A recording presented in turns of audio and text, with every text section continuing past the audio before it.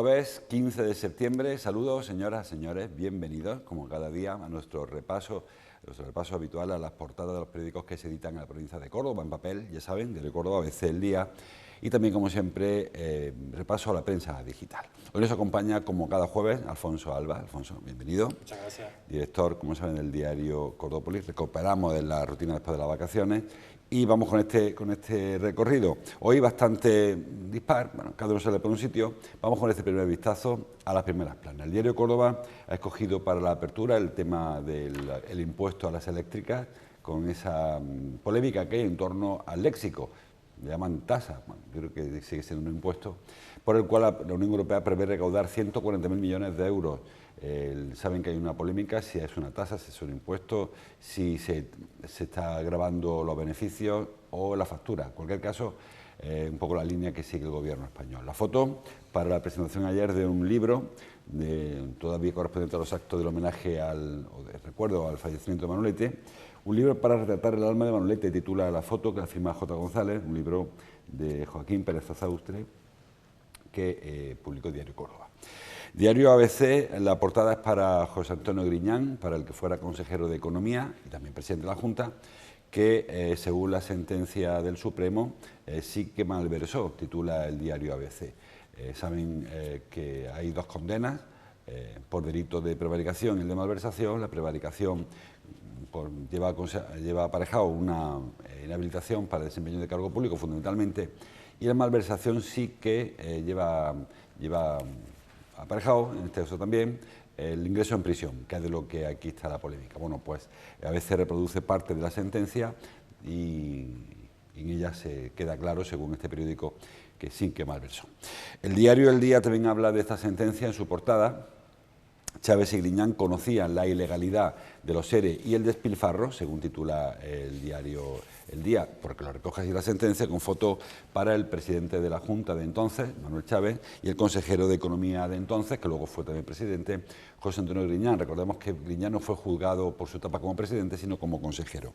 La foto para una exposición inmersiva, es decir, se llaman ahora, las que te metes dentro, en el Paseo de la Victoria, protagonista de una sinfonía virtual. Es una experiencia, bueno, muy original, como digo, que consiste en meterse dentro de una orquesta sinfónica y notar qué se siente. Ayer vino un reportaje en el informativo, es como si te metieras en la caja de un violín y ver qué pasa allí dentro. Bueno, muy interesante también. La foto es de Juan Ayala. En Cordópolis también hay sus titulares, evidentemente.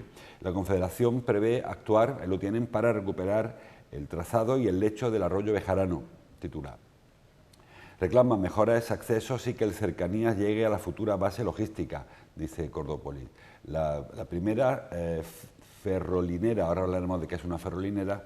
El ferrolinero de Córdoba se instalará en Villa del Río. También habla de que se cumple medio siglo de la vocación de las primeras enfermeras de Córdoba, que entonces serán ATS, y que ayer se conmemoró, y muchos más titulares que ahora iremos repasando. Bueno, por empezar por el principio, si te parece, Alfonso, el tema de la sentencia, novedad no hay, solamente que hemos conocido ya el desarrollo del fallo que se hizo público hace una semana.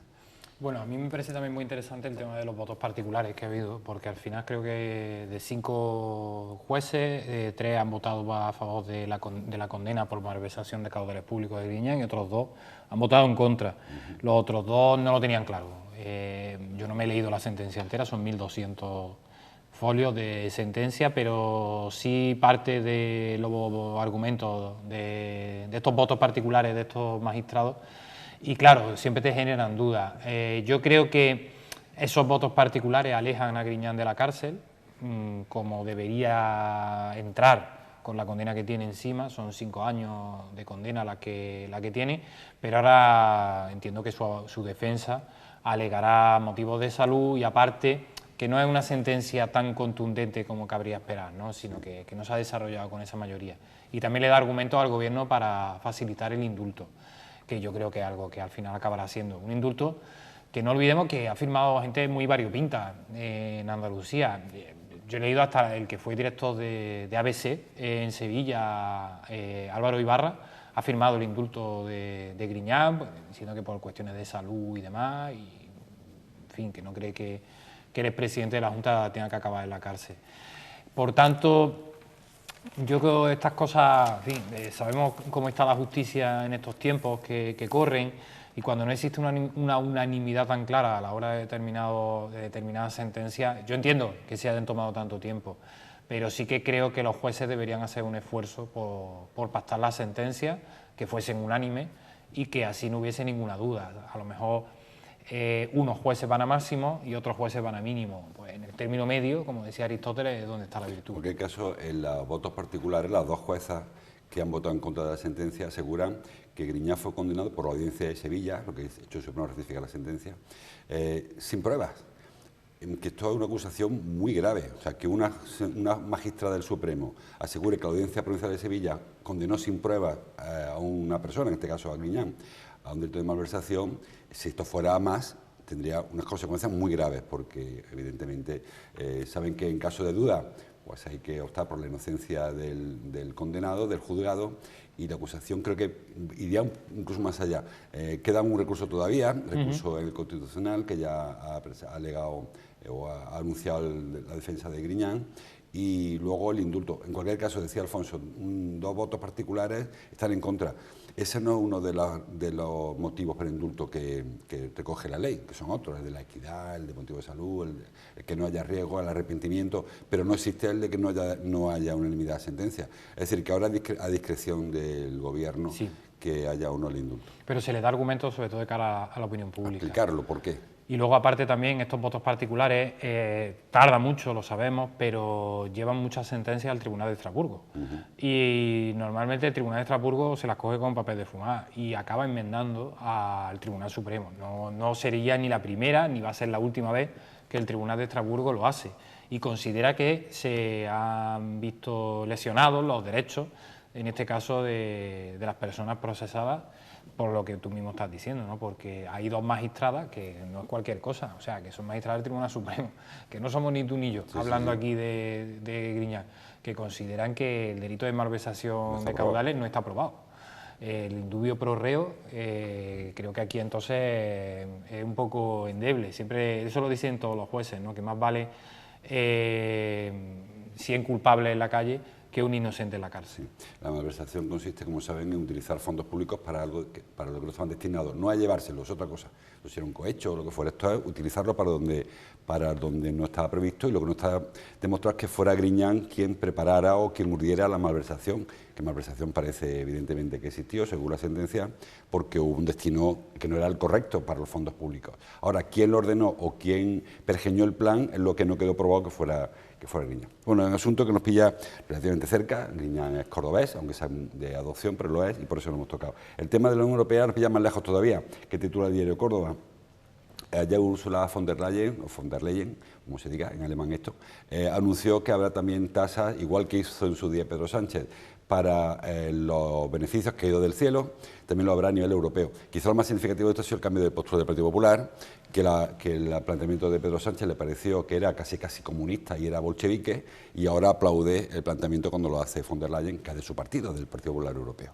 Sí, la verdad que ha sido una postura bastante absurda. Todo el mundo sabía que la Unión Europea estaba trabajando en esto. El propio Partido Popular lo sabía, porque el Grupo Popular en el Parlamento Europeo es uno de los principales impulsores de esta medida bolivariana, comunista, radical, ¿no? Pero creo que lo entiende todo el mundo. Las eléctricas están obteniendo unos beneficios llovidos del cielo, que es como se le está llamando a esto, por los disparatados precios de la luz. A ellos no les ha aumentado el coste, pero de repente se están encontrando con unos beneficios impresionantes. Es un traslado de renta, clarísimo. Todos los que nos están viendo lo entienden, ¿no? El que haya pagado una factura de 250 a 300 euros, cuando el mes anterior estaba pagando, el año pasado estaba pagando 80, sabe perfectamente que de repente hay 150 euros al mes menos en su cuenta corriente.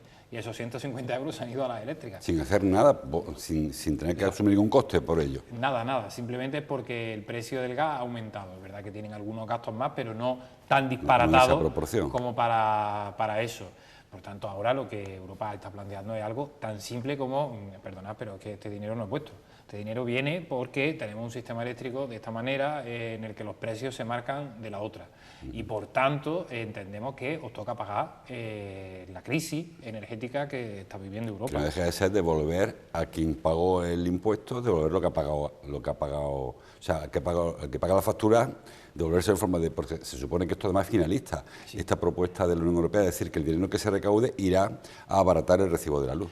No solamente eso, también irá a, por ejemplo, financiar los fondos Next Generation, estos famosos, que es la transición energética que se está acelerando con toda esta crisis que estamos viendo, ¿no?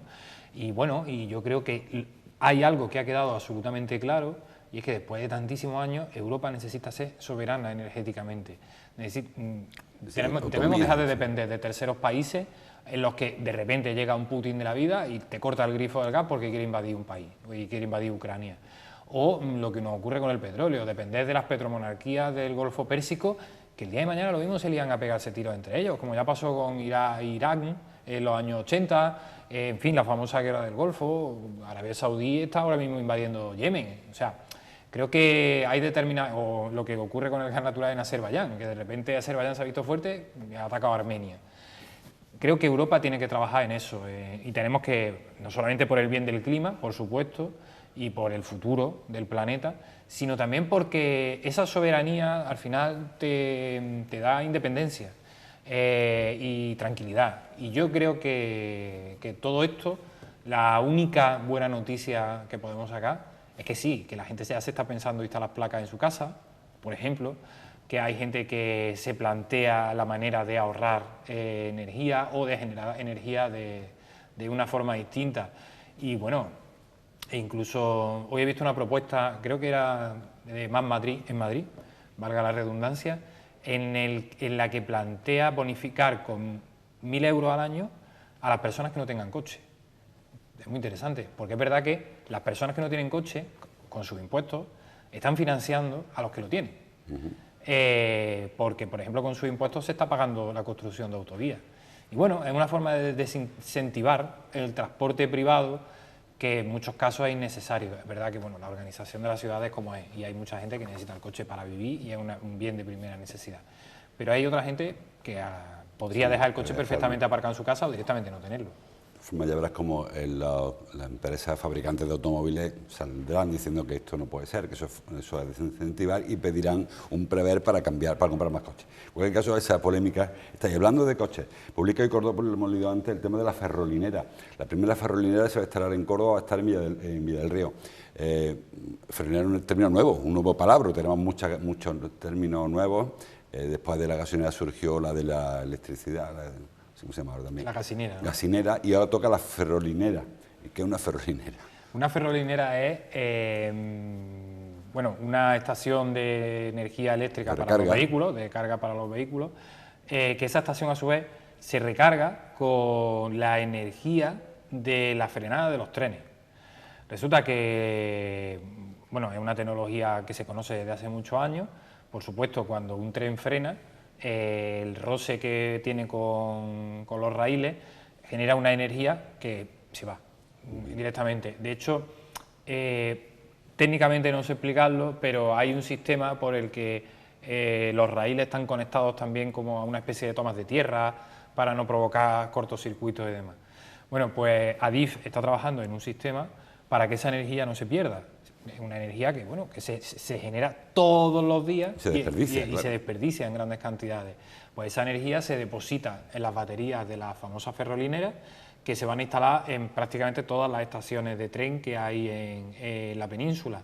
Se va a empezar por pequeñas estaciones y la primera en la provincia de Córdoba va a estar en Villa del Río.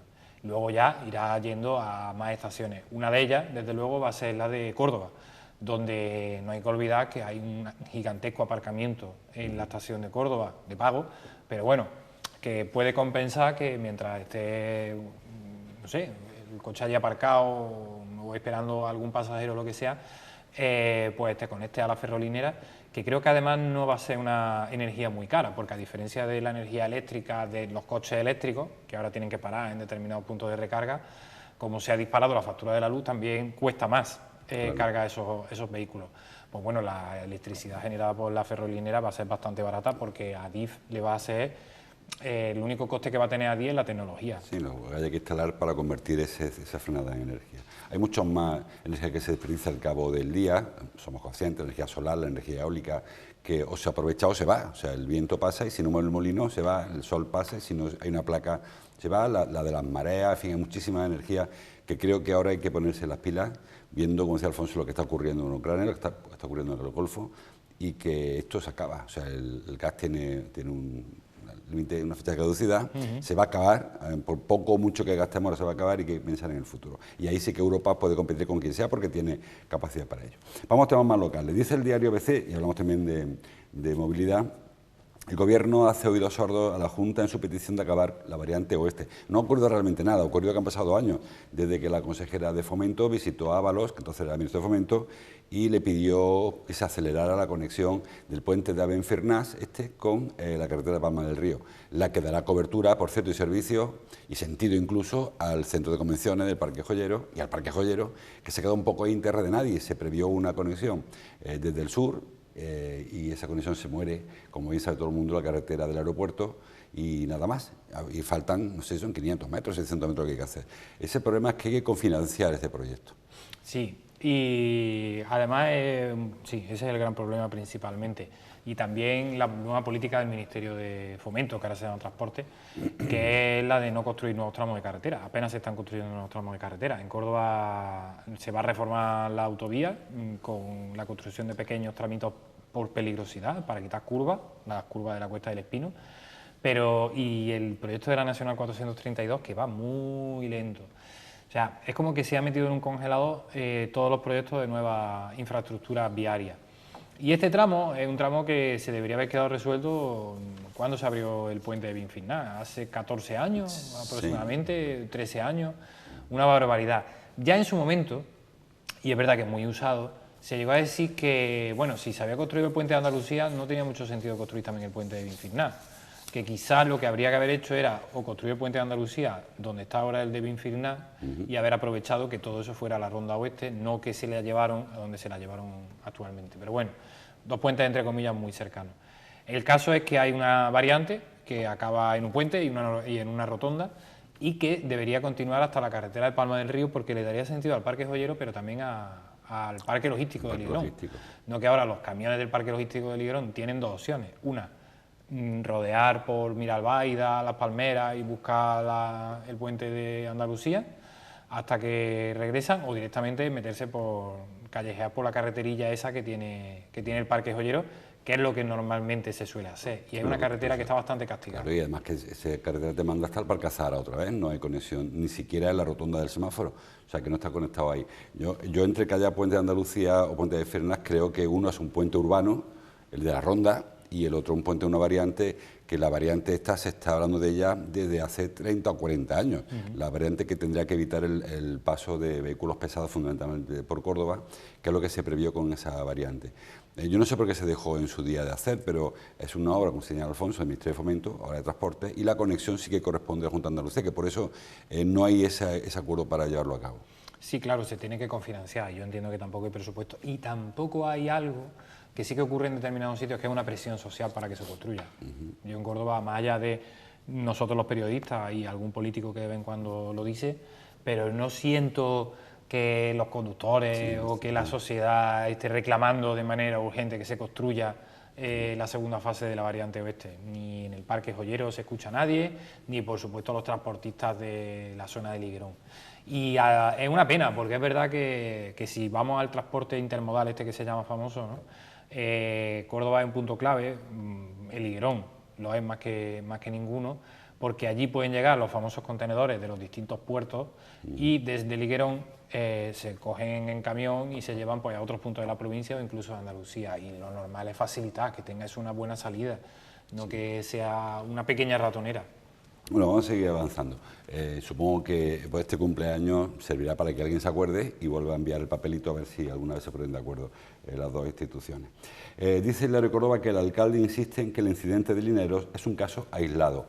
Es verdad, habrán visto las imágenes de unos chicos que venían de fiesta, que son increpados por un vecino, que luego a su vez ellos se suben, trepan por la reja, le lanzan objetos, etcétera. El alcalde dice que era un incidente aislado, dice los vecinos que no están aislados, quizá no de estas características, pero que es muy habitual que en esa zona, la calle de Badascampos, Lineros, que es donde ocurrió esto, o en cualquier otra zona de la Serquía, haya pues fiestas que se desmadran, fiestas que se salen de barra y algunos, y cuando no se suben al balcón de vecinos, pues orinan en su fachada. Es decir, que no es tan aislado como señala el alcalde. También lo dijo Pedro García a continuación.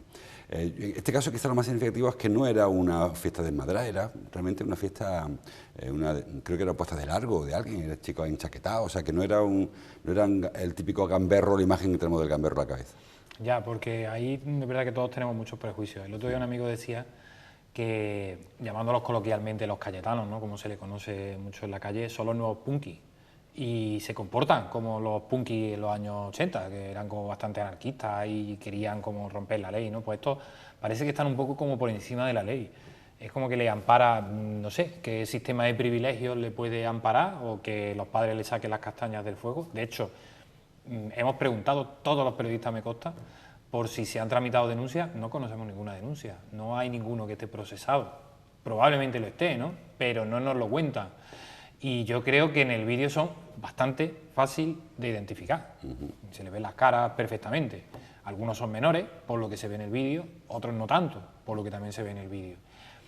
Y bueno, yo no creo que esto sea un fenómeno achacable, por ejemplo, a determinados bares o establecimientos hosteleros, porque bodas hemos estado todos en la calle Lineros hasta las 7 de la mañana, pero no hemos salido y nos hemos puesto a hacer el cafre contra los vecinos, sobre todo con vasos de cristal, como se veía que les tiraban a la ventana. Yo cuando vi eso, porque aparte el vecino por lo visto es que era una persona enferma, que lo que quería era descansar y es que no podía, de los dolores que tenía, una persona con cáncer, vamos, directamente. Creo que los que vivimos en el casco histórico sí que estamos viendo, si viven más hacia la judería se nota bastante más, la presión turística, pero no solamente turística, también muchas veces la presión de la noche. La judería siempre fue un lugar de noche.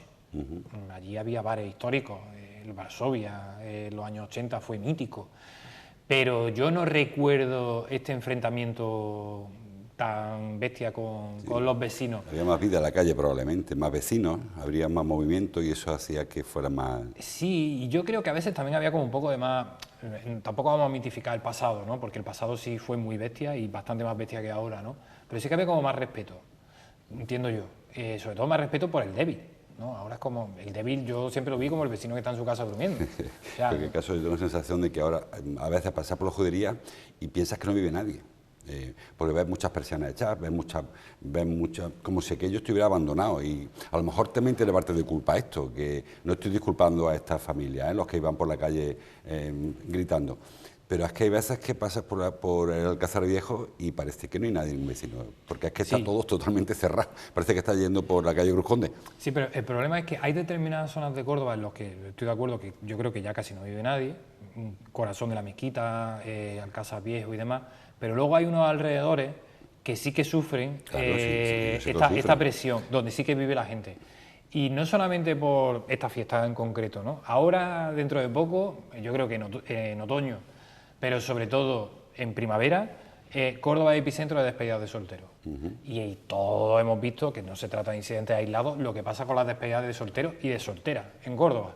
Hemos visto a gente vestido de dinosaurio o de pollo cortando el tráfico de la calle San Fernando, parando un autobús y la gente se tiene que bajar del autobús, por supuesto haciendo todo tipo de necesidades fisiológicas y no fisiológicas en la calle, gritando de una manera salvaje a altas horas de la madrugada. Pues claro, tú te ves, Córdoba es como un destino de despedida de solteros, y una despedida de solteros es como en las películas que vemos de Las Vegas, ¿no?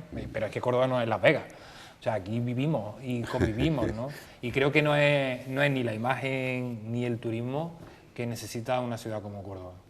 Vamos a seguir avanzando, que nos paramos mucho. Trae el diario El Día. La Junta apuesta, lo dijo ayer el consejero de Universidad, la Junta apuesta por la base como uno de los ejes de un clúster vinculado a defensa. Ya nos contaron que el día 29 de septiembre se firmará por fin el convenio financiero, el que va va a marcar en la línea de no retorno, cuando por fin haya los 100 millones de la Junta, los 25 del Ayuntamiento y el compromiso del Ministerio, ahí, porque hasta ahora nadie duda de que vaya a hacerse, pero todavía no ha visto un euro por ningún sitio. Con este convenio financiero sí que parece que no habrá retorno. Y ahora pues, se vincula también a esta creación de un clúster empresarial de innovación andaluz, de lo que entiende mucho José Carlos, como me llamando, que se vinculará a la base logística, que yo personalmente creo que es lo más interesante de todos los proyectos. Sí, aunque creo que el clúster lo anunció ayer precisamente en Sevilla, donde estaban presentando un proyecto de drones en una empresa que se va a instalar en Sevilla precisamente. Y clúster, esta palabra que ahora todo tiene que ser en inglés, ¿no?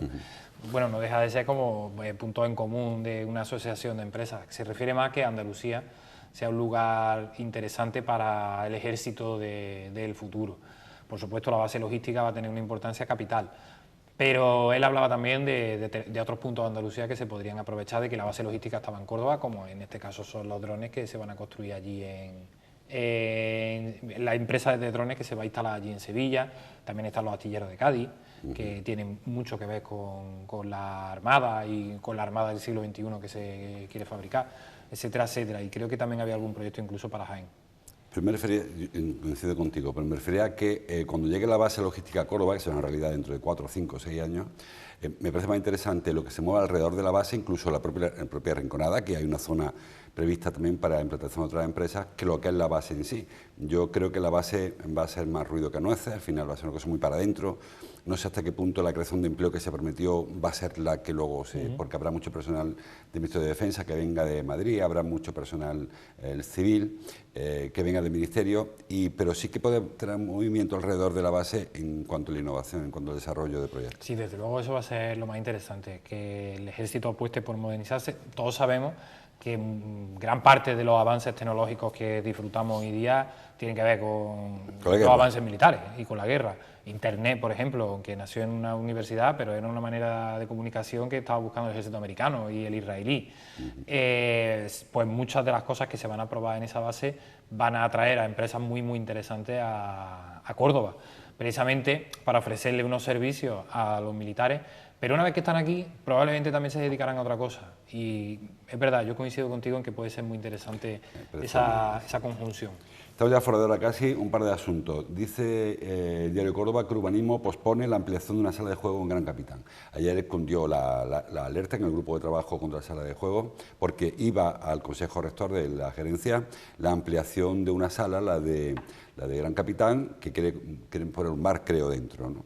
Y ellos dijeron que había una moratoria y tal, que por esta moratoria ya concluyó y que en abril incluso hubo una licencia ya que concedió para una nueva sala de apuestas. Al final se quedó sobre la mesa, no sé por qué razón, porque aquí pasa un poco lo que hablamos también en otros asuntos. Las cosas o son legales o son ilegales, pero si son legales hay que darle la ampliación y si no hay que cambiar la legislación.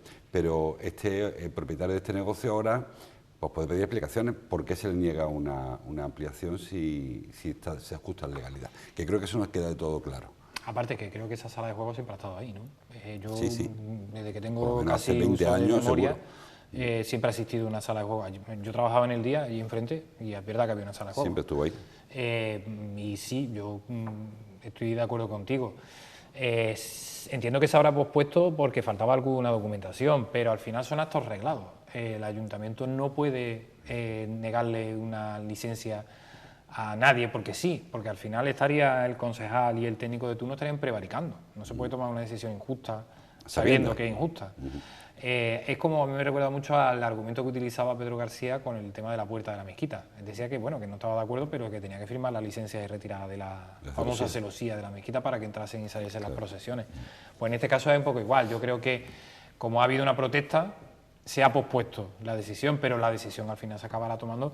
Pero creo que porque no hay más remedio que tomarla, como tú bien dices. Yo iba, o se cambian las normativas, se legisla. Recuerden que el Ayuntamiento intentó alejar las salas de apuestas nuevas, 500 metros de los colegios, luego la Junta dijo que párate ahí, que aquí decido yo, y la acercó a 150 metros, y creo que hay que poner bien pared, si se quiere, con la legislación, y determinar qué se puede hacer y qué no se puede hacer. Pero es arbitrario, como señor Alfonso, que haya una legislación que autoriza a una empresa a pedir una ampliación y colocar un bar, y que diga al concejal, ahora no, vente mañana que igual te la doy, porque este hombre puede querellarse contra el ayuntamiento y no sé si tendría razón o no. Y para terminar, y ahora sí que estamos fuera de hora, publica Cordópolis, me interesa, la Confederación prevé actuar para recuperar el trazado y el lecho del Bejarano. Hay una serie de medidas, muchas, que ha propuesto en un paquete de unos 500.000 euros, y entre ellas recuperación del entorno muy degradado, no solo por la sequía, que ahora en este caso también, sino por la antropización del entorno. Ahí hay muchísima presencia de personas, unos más respetuosos con el medio ambiente, otros muy irrespetuosos con el medio ambiente. Se está sacando agua de manera totalmente irregular, hay vertidos muy peligrosos, es decir que no basta con recuperar el trazado, no basta con recuperar el lecho, sino hay que actuar de fondo de verdad en el arroyo. Sí, hemos visto en este periodo de sequía cómo ha aflorado un problema que cuando llueve abundantemente no lo es, que es la gran cantidad de viviendas mayormente irregulares que se han construido en el entorno del arroyo Bejarano y también del río Guadiato. Sí, Guadiato, donde lo que pasa es que el Guadiato es verdad que tiene menos problemas, ¿no? El Bejarano y el arroyo del Molino son los que suministran las famosas baños de Popea y todas las grandes fuentes que daban de beber a la ciudad de Córdoba desde el Aqua Betu en la época romana y que se mantuvo incluso en época islámica, aquel famoso acueducto. Bueno, aquello es reserva fluvial, o sea, tiene un nivel de protección máximo por parte de la Junta de Andalucía y de la Confederación Hidrográfica del Guadalquivir. Porque había una enorme variedad biológica de peces que han muerto este verano y de también vegetación de ribera que por supuesto se ha secado. Este verano se ha secado el arroyo del Molino y se ha secado el Bejarano. Ya se secaron el verano pasado. Y se secan principalmente porque alrededor hay una enorme cantidad de viviendas con pozos y esos pozos han dado con el acuífero, que son las fuentes de estos arroyos. Cuando llueve mucho, esos acuíferos están llenos, los ríos corren. Cuando estamos en sequía, los pozos acaban secando el río. Creo que la solución de recuperación del antiguo lecho del río Bejarano tiene que ser muy ambiciosa. Yo no sé si con medio millón de euros para localizar todos esos pozos ilegales y sellarlos definitivamente y que no se vuelva a sacar agua de ahí. Creo que es la única solución que hay y entiendo que puede ser dramático para la gente que vive allí, porque la gente que vive allí necesita agua, no para beber, pero sí para todo tipo de necesidades y también incluso para regar sus parcelas y demás. Y creo que otro problema gravísimo que se generará dentro de no mucho y que tiene el parcelismo irregular es el tema de las aguas residuales. Esa gente no tiene dónde evacuar aguas residuales más allá de un pozo ciego. Una fosa séptica. Cuando la fosa séptica se llena, y sabemos que muchas fosas sépticas al final acaban teniendo filtraciones, todo eso acaba en el medio ambiente. En el acuífero, que se beben ellos mismos. Por eso. Entonces creo que el problema medioambiental que hay ahí arriba, en la sierra, es gravísimo. Que esperemos que llueva mucho ahora en este otoño, este invierno, en esta primavera y todo se atenúe, pero que sabemos que en épocas de sequía la tensión va a ser máxima y hemos perdido un paraíso. Es que el arroyo Bejarano subía a la gente de Córdoba a bañarse en verano. Sí, en cualquier caso hay que decir que no es que esté pegado a la barrera de Trasierra, pero tampoco sea tan complicado, creo yo, canalizar unas tuberías de agua potable y también porque el resto de vecinos de Trasierra sí que bebe agua potable y sí que tienen colectores para eliminar las fecales y las residuales. Creo que ahí se ha dejado construir de manera bueno, al menos negligente y que ahora hay que resolver ese asunto como sea. Bueno, hasta aquí llegamos, nos ha pasado bastante de la hora, así que les pedimos disculpas a lo siguiente.